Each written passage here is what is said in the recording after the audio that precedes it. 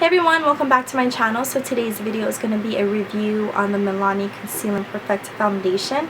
If you guys want to know my thoughts about the product, go ahead and keep on watching this video. If you guys are new to my channel, my reviews are also called Hit It or Quit It. You guys are going to find out if this is a hit it or a quit it of an item that they have now on the market.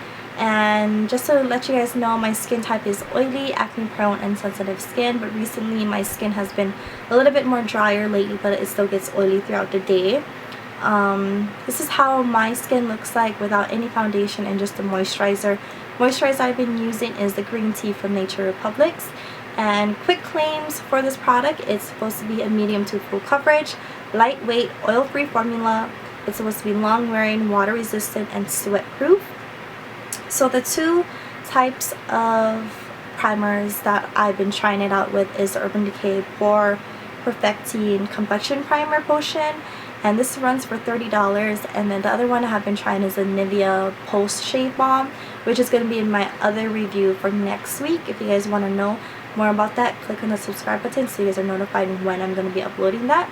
But in this video, I just went ahead and primed with the Urban Decay because I'm saving the Nivea one for later.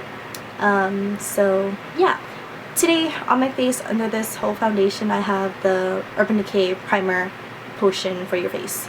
And what I like about this bottle, I'll show you guys a more close clip of it. It's glass, it has a pump, it comes with 1 fluid ounce. And in store I have the third to the darkest shade, which is number 6, Sand Beige. Original one I tried was sand, and it oxidized too much where it looked really orange. And then sorry, my cat is like down here and she better not knock down this camera. But yeah, so on my left side of my face I'm going to be applying it with the Beauty Blender, which is the best tool ever. That's the kind of applicator I like to use for my foundations anyways. So I don't know if I'm being biased or anything like that because I like the Beauty Blender, but I felt like, as you can see me blending it out, I know the color looks a little bit off. It could be the ring light just kind of washing out the color of it and like my face and everything like that. But that's how it looks like being applied. I feel like it just melts the product into your skin and it just looks like skin. And then that's how it looks like with one side of my foundation on and the other side with no foundation. So on the right side, I'm going to go ahead and apply it with a Real Techniques Expert Based Brush, which is a kabuki brush. I feel like you need a lot more product whenever using the brush, and I just try to avoid putting more product on my face than needed. And if I wanted to avoid that, I wouldn't use a brush anyways. But for the sake of the video, I showed you guys for a brush and a Beauty Blender the difference. So as you can tell in the finished end, you can see that I had a lot more coverage with the Beauty Blender than the brush. And I don't think it's a matte finish at all. I do think that this foundation is a satin to matte finish. Satin meaning it's not dewy and it's not totally flat matte. It doesn't make your face look flat. There's still a lot of sheen to it that you can see from the high points of my face. Sorry, my cat is like playing down by my feet. But yeah, so after I go ahead and apply everything on my face, this is how it looks like after I kind of highlighted my under eyes. And I did not set it with any powders today. I only set it at my T-zone, like around here, and not on my nose. So this is how it looks like. You can see a little bit of the light bouncing off of my high points of my face, and I really do like that. I noticed though that I don't think it's long wearing at all.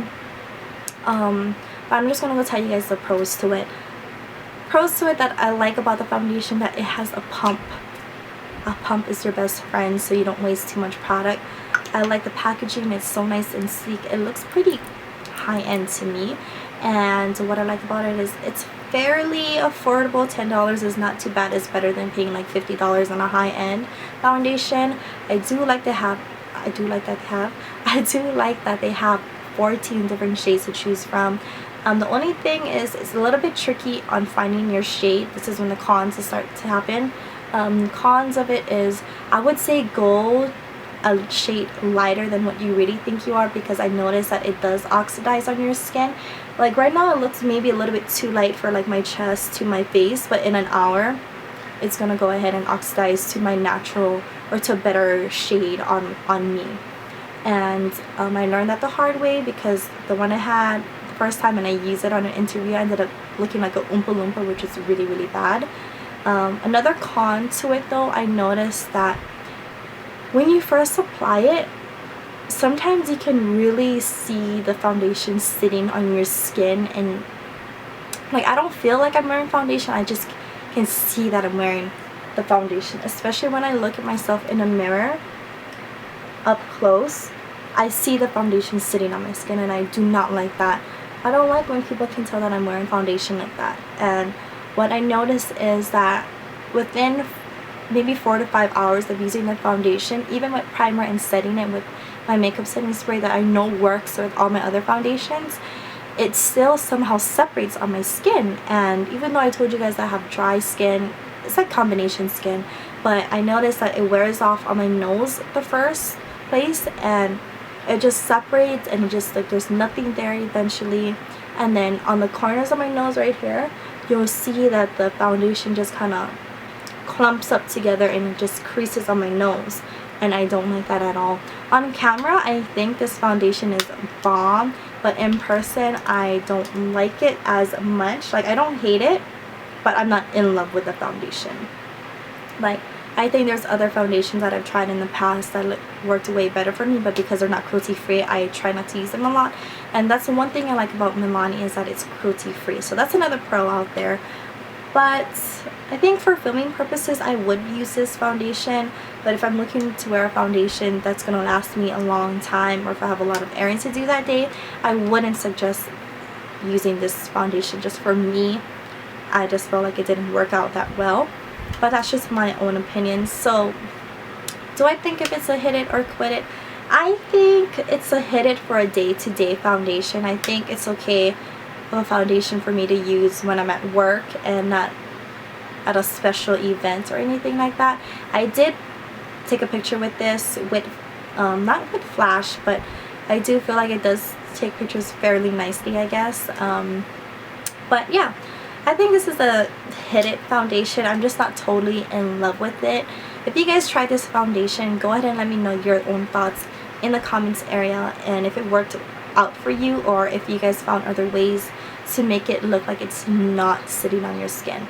I do notice though that if I do set my face with spray, it looks a lot better, and you don't really see the foundation sitting too much. It's just the lasting part on my skin is not that great.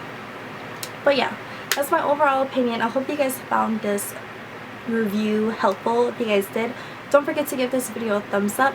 Click on the subscribe button so you guys are notified of future videos from me. And yeah, follow me on my other social medias. It's always linked down below. It's always 808 Cupcakes. I think Snapchat is my only different name, but that's always linked down below as well.